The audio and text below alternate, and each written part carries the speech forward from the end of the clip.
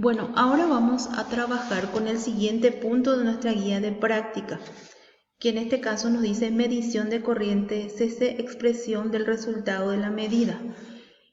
Vamos a pasar ya a trabajar con la tabla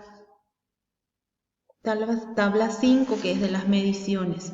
Y pasamos directamente al ítem B, donde me dice ajuste el voltaje CC a 20 voltios. Eso nosotros ya tenemos, ya habíamos configurado nuestra fuente a 20 voltios. Monte el circuito del diagrama circuital 1. Con ese diagrama vamos a trabajar.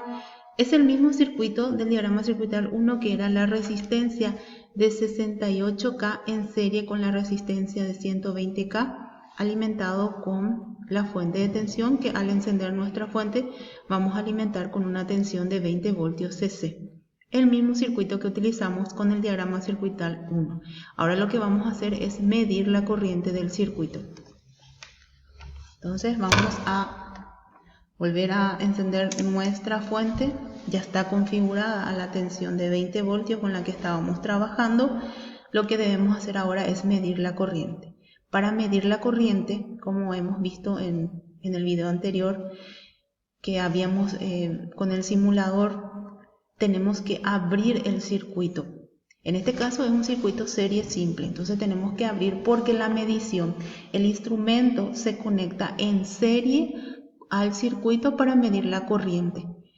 Con la tensión habíamos visto que el instrumento se conecta en paralelo, pero en este caso es en serie. Y siempre tenemos que atender cuando medimos la corriente, porque al conectar nuestro instrumento en serie al circuito, toda la corriente del circuito pasa también por el instrumento. El instrumento puede considerarse como una pequeña resistencia. Si es un instrumento ideal, su resistencia es prácticamente cero. Pero si es un instrumento real, como el que tenemos acá, tiene una pequeña resistencia que va a ser el equivalente en el circuito. La corriente que pasa el circuito también va a pasar por esta resistencia y allí el instrumento mide esa corriente. Entonces vamos a observar entonces cómo configurar nuestro instrumento. Ahora vamos a seleccionar la función corriente. Vamos a medir en las dos escalas en microampere y en miliampere. Nuestras puntas de prueba de nuestro instrumento, por donde va a entrar la corriente, que serían las mismas, las de color rojo y negro. El común sería siempre el lugar de la punta de prueba de color negro.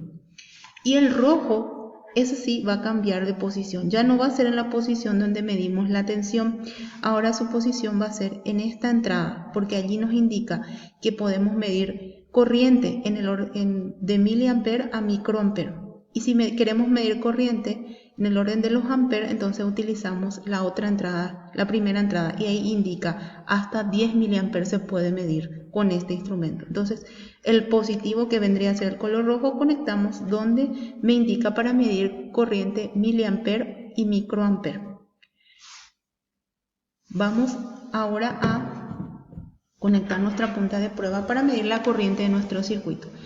Para medir en serie yo tengo que abrir, como les dije, mi circuito. Entonces, puedo abrir si yo desconecto uno de los yacarecitos de mi circuito y conecto a mi punta de prueba. Si desconecté el de color negro, que es el común, o el negativo, entonces puedo conectar al negativo también de mi instrumento. Y el positivo que me queda es el que va a cerrar en el circuito. De esta forma. Allí cerraría el circuito. Entonces, ahora, siguiente paso, voy a seleccionar la función. ¿Qué es lo que voy a medir? Voy a medir corriente. Primeramente, puedo medir la corriente en microampere. Cuando selecciono la función de corriente en microampere, el rango que me está indicando en la parte superior izquierda de mi display es de 400, es decir, sería 400 microampere. Voy a dejar mi instrumento para que puedan visualizar y voy a medir la corriente. También para que puedan un poco ver dónde cierro mi circuito para medir en serie. Entonces, con mi punta de prueba de color rojo que les dije, voy a cerrar sobre la resistencia de 120K. Allí se cierra el circuito y mi instrumento me está indicando una corriente de 105,57, en este caso microamperes. Eso ustedes van a registrar en su tabla 5. Corriente medida. En el rango, ustedes completan rango 1, 400 microamperes y anotan que la medida de la corriente, como está fluctuando un poco, es de 105.47 o 48, la que ustedes registren, siempre que esté dentro de esa fluctuación, microamperes.